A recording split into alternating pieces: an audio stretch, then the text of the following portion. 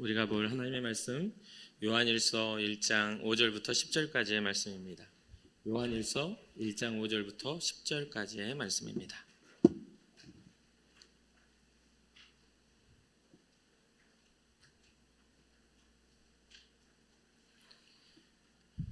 요한일서 1장 5절부터 10절까지의 말씀 우리 한 절 한 절 교독하고 마지막 절 함께 읽겠습니다. 우리가 그에게서 듣고 너희에게 전하는 소식은 이것이니 곧 하나님은 빛이시라. 그에게는 어두움이 조금도 없으시다는 것이니라.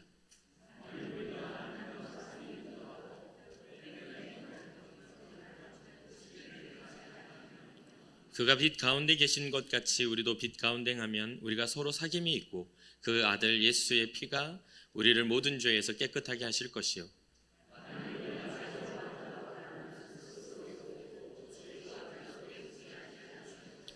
만일 우리가 우리 죄를 자백하면 그는 미쁘시고 의로우사 우리 죄를 사하시며 우리를 모든 불의에서 깨끗하게 하실 것이요 만일 우리가 범죄하지 아니하였다 하면 하나님을 거짓말하는 이로 만드는 것이니 또한 그의 말씀이 우리 속에 있지 아니하니라. 아멘.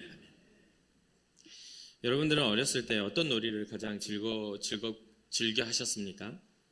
저는 이제 시골에 살고 또 아버지가 목사님이시다 보니까 아버지가 이제 기도원을 이렇게 제가 태어나면서부터 시작을 하셨는데 모래를 많이 사다가 이렇게 쌓아 놓으셨었어요. 그래서 저는 어렸을 때 이 모래를 가지고 노는 시간들이 굉장히 많았습니다.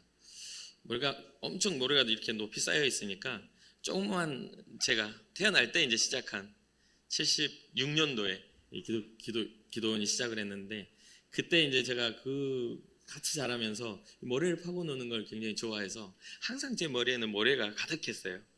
파고 들어갔다가 나왔다 막 하니까. 근데 이제 모래가 가지고 있는 그 매력 중 하나는 만들기가 쉽다는 거, 힘이 그냥 크게 들지 않는다는 거. 또 하나는 마음에 안 들면 쉽게 부술 수도 있다는 게 매력입니다. 하루 종일 이제 그렇게 놀다가 좀 시간이 지나고 어두워질 때쯤 되면 이름을 부르고 이제 밥 먹자고 하시면 그냥 탁 내려놓고 그냥 집에 들어가기도 쉽고 또 만들어 놓은 게 마음에 들면 안 무너졌으면 하는 마음에 뭐 이렇게 덮어놓기도 하고 했는데 그 다음날 가보면 그 덮어놓은 것 때문에 무너져가지고 이제 또 망가지기도 하고 그랬던 기억이 납니다. 이 모래가 이렇게 저에게는 이렇게 놀이였지만 제 아버지에게는 큰 기도원을 짓는 건축 재료죠. 여기에다 한 가지를 섞었더니 굉장히 든든하고 단단한 그러한 게 되죠. 뭡니까? 시멘트를 섞으니까 콘크리트가 되고 이제 건물을 짓는 그런 것들이 되죠. 우리의 인생이 약간 모래성 것 같다라는 생각을 좀 하는 때가 많습니다. 우리의 삶을 살다가 주님이 우리를 부르시면 그 앞으로 나아가야 하고 우리의 살아왔던 모든 쌓아왔던 것들을 내려놓고 그분 앞에 서야 하는 그런 부분들이죠. 그런데 이것이 단순하게 무너져 버릴 삶이 아니라 견고하게 세워지기 위해서 이 모래의 시멘트가 필요하듯이 우리 인생에도 한 가지의 것들이 들어갔을 때 우리 인생이 견고해질 수 있겠다라는 생각이 좀 들었습니다. 여러분들의 삶을 견고하게 만드는 것, 지금 현재 여러분들이 관심을 갖고 있는 것들은 무엇입니까? 여러분들의 삶에 어떤 게 있어야 여러분 삶이 든든합니까? 여러분 누군가에게는 물질이 있어야 될 거라고 생각할 수도 있습니다. 또 누군가에게는 건강이 필요하기도 하겠죠. 또 누군가에게는 어떤 기회나 직업이나 어떤 재능이 필요하다고 생각할 수도 있겠습니다. 그런데 우리의 인생을 모래성으로 봤을 때는 그 어떤 것도 거기에는 필요한 것이 우리의 어떤 조건적인 게 아니라 바로 은혜가 필요하다는 것을 우리는 깨달아 알아야 됩니다. 우리의 인생의 마지막 때에 우리 주님이 야 끝났다 이제 밥 먹자 들어와. 아버지 되시는 그분이 우리를 부르실 때 우리가 놀던 거 다 내려놓고 주님 앞에 서는 그것을 우리는 기대해야 되지 않겠습니까? 이 요한일서는 사도 요한이 쓴 서신입니다. 요한복음과 요한 1, 2, 3, 4 또 요한 계시록을 이렇게 쓰죠. 그런데 이 사도 요한이 쓴 것에 이 성경의 특징들이 있어요. 뭐냐면 첫 번째는 이 예수 그리스도를 요한은 빛으로 소개를 합니다.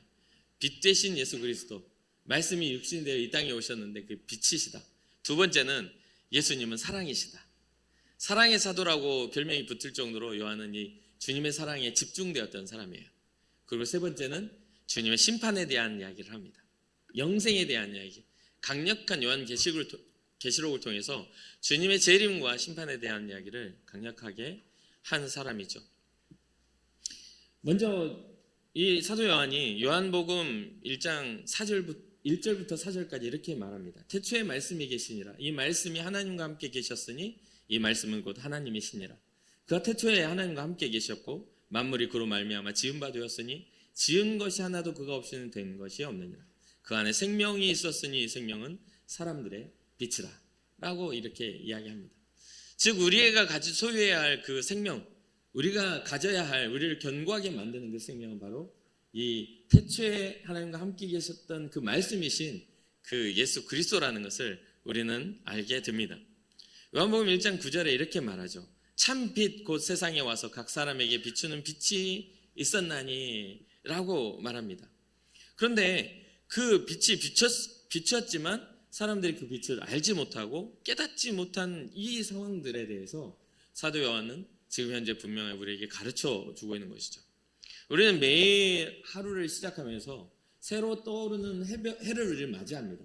그럼에도 불구하고 이것이 얼마나 우리에게 중요한 것인지를 우리는 크게 생각하지 않고 자연스럽게 순응하며 살아가죠.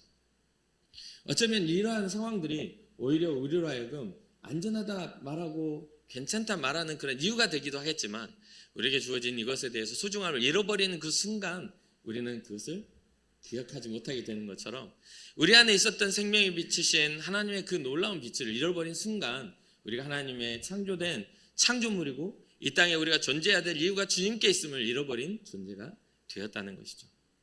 그래서 요한복음 1장 5절에 이런 이야기를 합니다. 빛이 어둠에 빛이 되어 어둠이 깨닫지 못하더라. 이 생명이 필요한 것은 사람입니다. 우리의 안에 생명의 빛이 비춰져야 되는 거죠. 그런데 우리는 어두움이라고 말을 해요. 죄로 인하여 우리의 허물로 인하여 주님과 멀어진 관계 안에서 우리는 심판받을 수밖에 없고 절망할 수밖에 없는 그러한 존재인데 빛이 우리에게 비춰졌음에도 불구하고 이 어두움인 우리는 그 빛을 깨닫지 못하고 있다라고 요한복음은 이야기하고 있는 것이죠. 시편 39편 36편 9절에 보면 진실로 생명의 원천이 주께 있사오니 주의 빛 안에서 우리가 빛을 보리이다. 생명의 원천이 어디에 있다고요? 주님께 있다고요. 우리가 매일매일 열심을 내고 뭔가 꿈을 이루고 우리의 어떤 가지고 있는 비전이 우리에게 의미가 있다고 생각합니다. 그런데 그것도 기회가 주어졌을 때 의미가 있죠. 생명의 원천을 잃어버린 존재에게는 그 어떠한 세상에서 이루어지는 것들이 의미가 없어집니다. 주님 앞에서 우리의 의미를 찾지 못하는 사람들은 결국 그 앞에 심판대 앞에 서서 주님의 심판과 주님의 징계 아래서 슬피우며 이를 갈 수밖에 없는 게 인생인 것이죠. 요한복음 1장 10절에 11절에 이렇게 말합니다. 그가 세상에 계셨으며 세상은 그로 말미암아 지은 바 되었으되 세상이 그를 알지 못하였고 자기 땅에 오매 자기 백성이 영접하지 아니하였으나 세상은 하나님의 소유입니다. 그 세상에 속한 우리도 주님의 소유입니다. 근데 주님이 우리에게 오셔도 그 주님을 알지 못한다는 건 창조주를 기억하지 못하는 피조물의 굉장히 큰 죄라고 여겨집니다. 가끔 가다가 이렇게 집에서 뭔가를 이렇게 하다가 리모컨이나 뭔가 이렇게 제가 집어들거든요. 근데 그것을 집어들고 딱 누르면 오류가 돼서 잘 안 될 때가 있어요. 그러면 그거에 대해서 계속 시도를 하겠죠. 배터리도 갈아 끼워보고 충전도 시켜보고 또 버튼은 고장나지 않았는지를 계속 보는데도 끝까지 그게 자기 기능을 못하면 새로운 걸 사오게 됩니다. 그 리모컨을 사오게 돼요. 그러한 것들을 여러 경험하는 것처럼 창조주의 어떤 의도에서 벗어난 그런 피조물은 아무런 가치를 가지지 못합니다. 가치를 가지지 못해요. 그래 사랑하는 성도 여러분, 우리를 만드시고 우리 안에 빛으로 생명으로 거주하시는 주님을 깨달아 알기를 주님의 이름으로 축복합니다. 생명 되신 주님을 깨닫지 못했기 때문에 이러한 증언이 필요했겠죠. 너희는 어둠이었는데 빛이 비쳤지만 너희는 알지 못했구나. 예수님이 이 땅에 오셔서 복음을 전했어도 예수님을 알아보지 못하고 주님을 십자가에 달려 죽기까지 그들은 핍박하였던 그러한 그 어두움을, 그 죄를 사람들이 가지고 있었던 것이죠. 이 땅에 존재하는 모든 빛의 근원은 하나님으로부터 오는 것임을 믿으시기를 주님의 이름으로 축복합니다. 그래서 하나님은 빛이시다라고 증언하시죠. 오늘 5절입니다. 우리가 그에게서 듣고 너에게 전하는 소식은 이것이니 곧 하나님은 빛이시니라. 그에게는 어둠이 조금도 없으시다라는 것이니라. 그분이 우리에게 오실 때 우리의 어둠은 물러가게 될 줄 믿으시기 바랍니다. 주님이 없는 사람은요, 아무리 밝게 빛나도 그 밝게 빛난 것은 우리의 눈에 비치지 주님의 눈으로는 멸망이요 심판입니다. 그것을 성경은 끊임없이 우리에게 경고하고 있죠. 우리끼리 잘 사는 인생을 사는 것이 아니라 주님과 연합하는 인생을 성경은 이야기해주고 있는 거예요. 우리끼리 잘 먹고 잘 살고 우리끼리 평안한 것을 성경은 말해주고 있는 것이 아니라 참된 평안, 영원한 평안을 우리 주님은 우리에게 말씀해주고 있다는 것이죠. 사람들은 예수 그리스도의 빛을 잘 몰랐어요. 어둠에 익숙해져 있기 때문에 자기들의 것에만 집중되어 있었습니다. 하나님이 없는 상황에서도 아무런 이상이 없죠. 오히려 잘 되는 사람들이 세상에 많습니다. 주님 없이도 잘 살아요. 그러나 그 끝은 분명하게 경고하고 있죠. 주님은 분명히 자신의 창조의 이유를 물어보시겠다고, 우리가 이 땅에 존재해야 되는 이유를 물어보시겠다고 주님은 성경을 통해 끊임없이 우리에게 경고하고 계십니다. 우리가 가지고 있는 착각은 누군가에게 드러나지 않으면 그건 죄가 아니라고 생각하는 것들입니다. 누군가가 어떤 곳에서 밝혀지지 않으면 그것은 죄가 아니다, 그냥 잘 속인 거야, 잘 없었던 일인 것처럼 생각하는 착각을 갖습니다. 그런데 아무도 모를 거라는 그 착각 속에 있는 우리에게 주님은 우리의 깊은 것까지도 살펴보시는 분이라고 말해주고 있죠. 요즘 로마서를 계속해서 우리가 수요일마다 하고 있죠. 거기에 이런 말씀이 나옵니다. 율법과 양심에 대한 이야기들을 하죠. 일반적으로 죄를 구분하는 기준은 법입니다. 그렇죠? 그 사회가 정하는 법뿐만 아니라 그 사회가 규명하고 있는 도의적인 그런 것도 죄의 범주 안에 들어갑니다. 잘잘못을 따지는 것들이 있죠. 그렇기 때문에 성경에도 그런 이야기를 해요. 죄를 드러내고 죄를 죄답게 만든 것은 하나님이 정하신 율법이다. 그리고 만약에 율법이 없는 자들이 있다면 하나님이 창조 아래 그들 마음에 심어놓으신 하나님의 창조의 섭리 안에 있는 양심이 그 죄를 증언하게 될 것이다.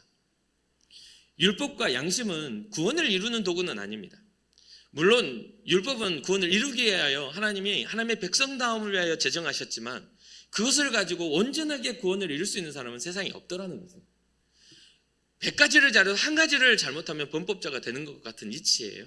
그리고 또 우리는 연약해서 날마다 우리의 욕망과 싸워서 100% 이길 수 있는 사람이 별로 없더라는 거예요. 중심까지라도 다 감찰하시는 하나님은 그것마저도 그걸 알고 계셔서 우리에게 그것을 이길 수 있는 은혜를 예수 그리스도를 통해 우리에게 보내주셨죠. 그것뿐만 아니라 우리 안에는 양심이라는 선한 도구가 작용합니다. 그래서 어떤 사람들이 악한 일 하면 양심이 없네 라고 이야기를 합니다. 그 사람이 정직하면 양심이 있는 사람이야 라고 이야기하는 거죠. 그 선한 도구가 우리 안에 작용하고 있죠. 그래서 여러분 주변을 둘러보십시오. 양심이 없는 사람보다 양심이 있는 사람들이 훨씬 많습니다. 도덕적인 사람들이 많아요. 그래서 사회는 유지되고 사회는 연합되어지죠. 이러한 당연한 어떤 그러한 도구로서 하나님의 법, 하나님이 주신 양심으로만 주님 앞에 섰더니 구원을 이루지 못하더라는 거예요. 그 안에 또 양심 안에, 우리 안에, 법 안에 죄를 감추는 사람들의 욕망이 들어있더라는 것이죠. 그래서 주님은 우리의 그 어두운 그 마음 가운데 빛으로 오셔서 우리의 어두운 것들을 몰아내주시는 은혜를 우리에게 허락하셨다는 겁니다. 시편 90편 8절에 이렇게 말합니다. 주께서 우리의 죄악을 주의 앞에 놓으시며 우리의 은밀한 죄를 주의 얼굴빛 가운데 두셨사오니, 주님의 얼굴의 빛이 우리의 은밀한 죄를 주님의 빛 앞에 두셔서 우리의 죄를 어떻게 해요? 밝게 빛나게 용서하셨다라는 것을 이야기해 줍니다. 5절과 6절 다시 한번 우리가 살펴보면 우리가 그에게서 듣고 너에게 전하는 소식은 이것이니 곧 하나님은 빛이시라 그에게는 어둠이 조금도 없으시다는 것이니라. 만일 우리가 하나님과 사귐이 있다 하고 어둠에 행하면 거짓말을 하고 진리를 행하지 아니함이거니와 라고 이야기합니다. 믿음이 있다 하고 예수 그리스도로 인하여 구원받았다고 하는데 여전히 우리는 정직하지 않고 여전히 우리는 하나님의 자녀다움을 소유하지 못한다면 그것은 거짓말이라는 겁니다. 그 믿음은 거짓이라는 거예요. 하나님과 사귐이 있다는 우리는 하나님의 그 사귐과 함께 우리의 삶 속에 하나님의 선하심이 나타나야 합니다. 하나님과 친밀하게 관계를 형성한 우리는 우리의 마음속에, 우리의 삶 속에 자리 잡고 있는 어둠이 주님의 빛 가운데서 물러나야 하는 것이죠. 진짜 우리가 신앙생활을 하고 예수 그리스도의 사람이라고 말한다면 우리는 주님을 더욱더 깊이 알아야 하고 주님의 뜻이 무엇인지를 깨달아 아는 주님과의 친밀한 교제가 일어나야 하는 것입니다. 그래서 하나님을 믿는 크리스천이 갖는 그 서로 간의 하나님과의 그런 교제 안에 일어나는 그 빛의 열매, 태양이 비춰지면 달이 그 빛을 받아 반사하며 달빛을 내는 것처럼 주의 빛이 비춰지면 우리는 주님의 빛을 받아 주님의 빛을 우리가 반사해 나타내야 하는 겁니다. 그럼 그 빛의 열매는 어떻게 나타나는가? 에베소서 5장 9절에 이렇게 말하죠. 빛의 열매는 모든 착함과 의로움과 진실함에 있느니라. 그러니 우리는 믿음의 사람다운 삶을 살아갈 때 우리의 어둠을 몰아내는 그런 모든 그런 조건 속에는 우리의 선함이 들어가야 합니다. 그 어둠을 몰아내는 모든 조건 속에는 우리가 얻은 그 의로움, 하나님의 빛, 그 구원이 우리 안에 있어야 합니다.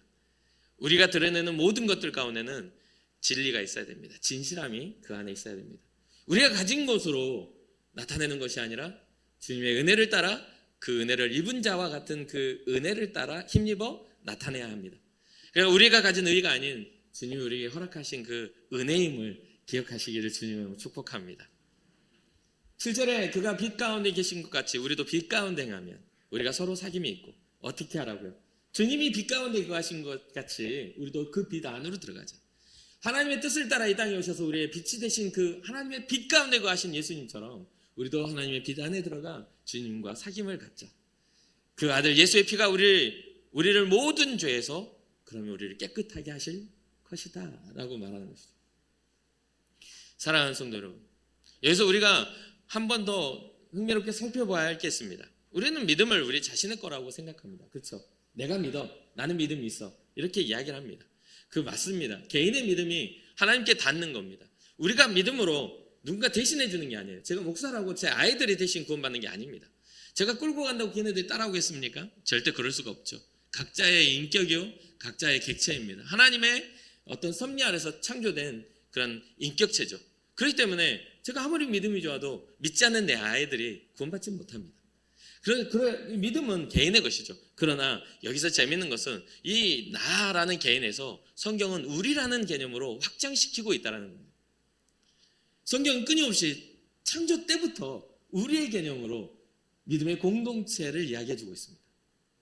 하나님의 창조 안에서도 아담을 만드시고 그가 독주하는 것이 외로워 보이는 것이 안타까워서 하와를 만드셔서 우리의 개념에 아담과 하와의 공동체를 이루고 가정을 만들어 주셨습니다.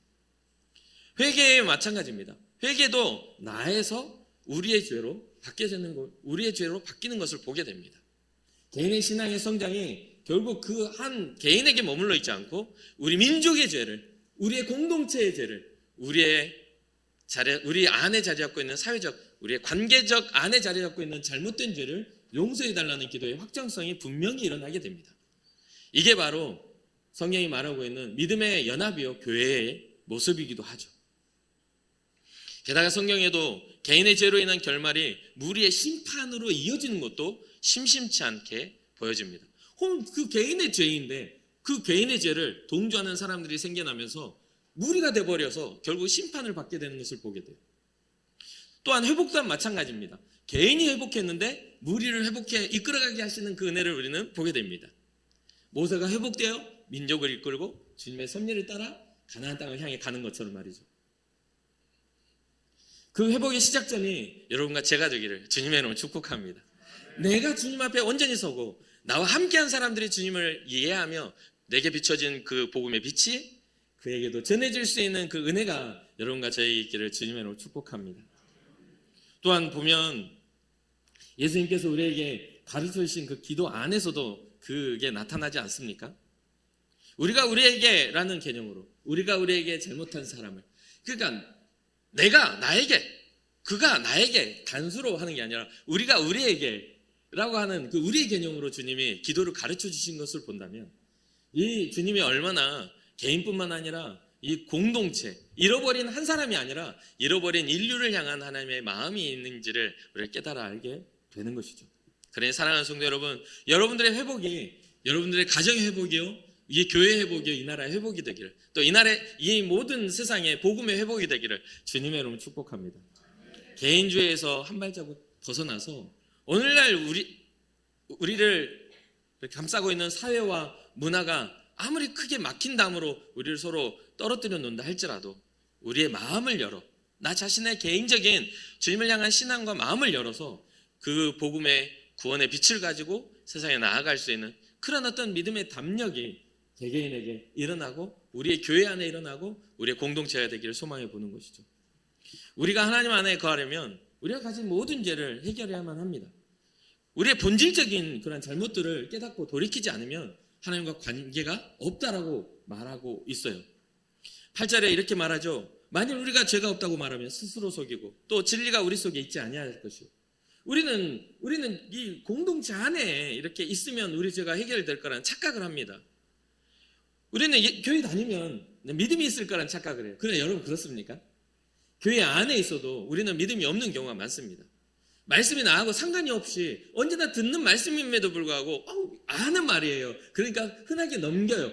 아는 것과 내가 깨달아 아는 것은 틀린 겁니다.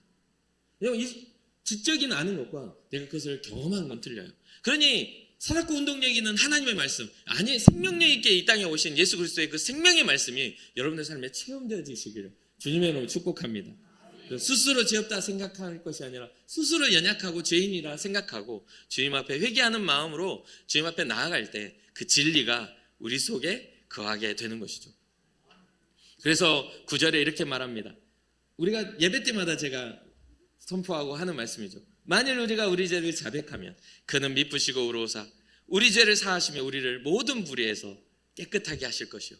이게 자백이 굉장히 중요한 겁니다. 주님, 저는 죄인입니다. 주님을 알지 못했던 시간들이 저로 하여금 하나님은 빛이신데 그 빛 되신 하나님을 알지 못했던 시간들이 제가 어둠이었음을 고백합니다. 그러니까 어떤 도덕적인 것들에 대한 회개를 하라고 성경이 이야기하는 것이 아니라 하나님 없는 인생에서 돌이켜 주님의 빛 가운데 들어오는 것에 대한 성경은 이야기해 주고 있다는 것을 꼭 기억하십시오. 우리의 인생은 도덕적인 거나 도의적인 것이나 문화적인 것들은 언제든 상황에 따라 바뀔 수가 있습니다. 그러나 영원히 바뀌지 않고 영원히 우리의 생명이 되신 그 그리스도 예수 안에 감춰진 하나님의 빛은 영원토록 바뀌지 않는 겁니다. 우리를 구원하실 온전한 빛이요, 우리를 영화롭게 할 하나님의 영광임을 기억하시고 우리 죄를 주님 앞에 나아가 자백하고 주님 없는 인생을 살아왔던 우리의 죄를 용서하여 주옵소서. 주님은 의로우신 분입니다.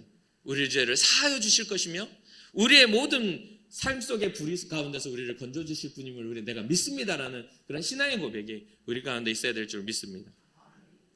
그러면서 마지막으로 요한은 이야기하죠. 만일 우리가 범죄하지 아니하였다 하면 하나님을 거짓말하는 이로 만드는 것이니 또한 그의 말씀이 우리 속에 있지 아니하니라. 어떤 사람들은 나는 죄 지은 거 없는데요, 나는 도덕적으로 살았는데요, 나는 괜찮은 사람인데요, 난 법 없이도 살 수 있는 사람인데요. 그런데 성경은 그러한 어떤 도덕적이고 성품적인 것들을 이야기하고 있지 않습니다. 주님이 바라보시는 눈은 인간의 눈이 아니잖아요. 인간의 눈이 아니에요. 그냥 그럴싸한 겉모양을 가지고 그것이 그것을 판단하는 게 아니에요. 그 기능이 온전하게 창조주의 뜻에 따라 기능하고 있는가를 창조주는 볼 수밖에 없는 겁니다. 그렇지 않습니까? 그럴싸한 차인데 자동차의 그런 어떤 역할을 못해요. 그것은 그냥 장식품에 불과한 거죠. 그럴싸한 비행기인데 하늘을 날지 못합니다. 그럴싸한 TV인데 TV가 켜지지 않아요. 겉으로 보기엔 새 것인데 막상 기능을 하지 않아요. 그러면 아무런 쓸모가 없는 겁니다. 그렇지 않겠습니까? 그런 것과 마찬가지예요. 이 땅에 살아가는 이 세상 가운데 가장 영화로운, 가장 위대한, 가장 값진 여러분들의 하나님의 형상을 가진 여러분들이 하나님의 형상다운 삶의 그 몫을 다하지 못한다면 창조주의 눈에서는, 창조주의 시각에서는 우리는 아무런 기능이 없는 겁니다. 아무런 가치가 없어지는 거예요. 그렇지 않겠습니까? 사랑하는 성도 여러분, 우리는 하나님의 자녀로 하나님의 형상으로 이 땅 가운데 창조된 하나님의 사람들입니다. 예수 그리스도가 이 땅에 오신 것도 우리를 구원하시기 위한 것이요, 하나님의 형상, 하나님의 자녀를 회복하시기 위한 하나님의 사랑임을 우리는 잘 알고 있어요. 그러니 그 앞에 나아가 우리가 범죄하지 아니하였다라는 그런 생각을 갖지 말고 우리는 하나님 없는 인생 속에 범죄하였다는 그런 회개의 마음을 가지고 주님 앞에 나아가야 해요. 그래서 주님 앞에 우리의 것들을 내어놓으십시오. 그러면 가장 최상의 가장 아름다움으로 우리를 회복하실 하나님의 계획이 성경에 이미 기록되어 있습니다. 온전한 회개는 우리의 삶의 목표가 세상적인 기준에서 하나님의 기준으로 바뀔 때 일어납니다. 꼭 기억하세요. 온전한 회개는 우리의 삶의 목표가 세상적인 기준에서 하나님의 기준으로 바뀔 때예요. 그렇다고 해서 막 모든 게 다 주의 영광이요, 모든 게 다 뭐 어떤 금욕이요, 모든 게 다 막 그런 어떤 경건의 모양, 그런 게 아닙니다. 성경은 그렇게 기록하고 있잖아요. 우리의 인생길을 우리는 우리에게 주어진 만큼 걸어가되 주와 함께 동행하는 겁니다. 주와 함께 동행하는 거예요. 믿음의 사람의 여정에도 실패가 있습니다. 아브라함의 여정을 보십시오. 아내도 뺏기고 힘없어서 조카도 뺏겼다가 찾으러 가야 하고 주변 사람 눈치 봐가지고 그 자리 잡고 있는 부족들과도 연합하고 뭔가 그 자기의 연약함이 있기 때문에 그런 것들에 대해서 두려움을 느껴야 됩니다. 내가 당신이 너무 아름다우니 내 아내라고 하면은 죽일 수 있으니 내 동생이라고 할게. 이런 것들이 아브라함의 핑계 아닙니까? 주님과 함께 동행해도 우리의 인생 여정은 그렇게 가는 거예요. 그럼에도 불구하고 왜 아브라함을 믿음의 사람, 믿음의 조상이라고 말합니까? 수많은 사람들이 주님을 찾지 못할 때 아브라함은 주님을 찾았고 수많은 나라가 각자가 섬기는 그 신이 최고의 신이라고 막 힘 있는 신, 싸워서 이기는 신을 말할 때 아브라함은 보이지 않지만 이 세상을 창조하신 그 창조주이신 하나님을 바라보며 걸었다는 겁니다. 믿음은 바라는 것들의 실상이요 보이지 않는 것들의 증거임을 기억하고 주님 앞에 우리의 믿음의 여정들을 믿음으로밖에는 발견할 수 없는 그 여정들을 걸어가는 것이 우리의 신앙이라고 여기시면 됩니다. 사랑하는 성도 여러분, 진정한 회개로 나아가는 길은 하나님의 역사를 통해서만 가능합니다. 우리의 의지가 아니라 주님이 우리를 부르셔서 주님의 복음 아래 우리를 품에 안으실 때에만이 우리는 진짜 회개가 일어나게 되는 것이죠. 그러니 주님의 빛 가운데로 들어가십시오. 그것을 구하십시오. 주님의 빛이 내게 비춰지게 하시옵소서. 주님의 놀라운 그 은혜와 우리를 향한 사랑이 우리에게 역사하게 하옵소서. 구하고 구하는 여러분과 제가 되기를 주님의 이름으로 축복합니다. 빛이 비추면 분명히 어두움은 물러갑니다. 그렇다면 빛이 비쳤는데도 물러가지 않는 어둠이 있다면 어떤 것입니까? 그것은 바로 우리가 감추어 놓은 어둠입니다. 우리의 욕망을 하나님의 은혜 가운데 다 내려놓지 않고 내 안에 내 욕망으로 감춰 놓으면 빛이 비춰도 그 빛이 비춰짐을 어둠을 알지 못했다라고 증언하는 것처럼 우리의 모든 어둠까지 우리의 모든 욕망까지도 주님 앞에 다 내어놓고 주님이 내 삶을 디자인하시기 위하여 주님이 내 삶에 일하시기 위하여 주님 앞에 나아가는 여러분과 제가 되기를 주님의 이름으로 축복합니다. 오늘 요한은 우리에게 도전합니다. 비춰진 빛은 우리의 생명의 빛이라고 우리에게 비춰진 이 빛은 우리를 영화롭게 하는 생명의 빛이라고 우리의 믿음의 도전을 해주고 있죠. 또한 요한복음 1장 7절에는 말합니다. 영접하라고. 영접하는 자 곧 그 이름을 믿는 자들. 그 영접하는 자들에게 주시는 은혜가 있다라고 말합니다. 육체의 더러운 생각과 죄악들을 감춰두지 말고 그 감춰진 깊은 곳까지 빛을 받아들여 주님의 거룩함 가운데 주님의 선하심 가운데 주님의 진리 가운데 나아가는 여러분과 제가 되기를 주님의 이름으로 축복합니다. 마지막으로 제가 제 스스로에게도 다짐하고 또 여러분들에게 말씀드리고 싶은 게 있어요. 그건 뭐냐면 겉으로 그럴싸해 보이는 크리스천이 아니라 중심으로 주님 앞에 우리의 자아까지도 주님 앞에 드릴 수 있는 진짜 참 그리스도인 되기를 주님의 이름으로 축복합니다. 그리고 또 하나 한결같은 그리스도인 되기를 바라봅니다. 어떤 상황이나 조건 때문에 무너지고 그러한 것들 때문에 뒤로 물러서는 자들이 아니라 한결같이 주님을 사랑하여 한결같이 주님이 주신 은혜를 기대하며 주님 앞에 걸어갈 수 있는 것 한결같은 것 그러한 한결같음이 우리를 주님 앞에 끝까지 걸어갈 수 있는 그러한 어떤 은혜의 그러한 갈망이 되기를 주님의 이름으로 소망합니다. 우리의 생명의 빛이 되신 하나님의 자녀로서 우리를 부르신 그 부르심 안에 우리가 들어간 주님의 자녀로서 우리에게 주어진 선함과 의로움과 진실함을 따라 모래성과 같은 우리의 삶을 온전히 이루실 그 우리의 인생의 모래성과 같은 곳에 우리의 삶을 구성하시고 다시 견고하게 이루실 그 하나님의 빛 가운데 들어가 주님과 깊은 사귐이 있는 그런 여러분과 제가 되기를 주님의 이름으로 축복합니다.